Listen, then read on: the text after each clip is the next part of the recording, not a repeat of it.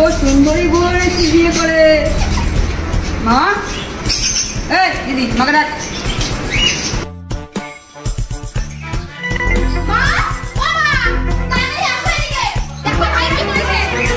মা দেখো তোমার জন্য সুন্দরী একটা বৌদি কেমন হয়েছে।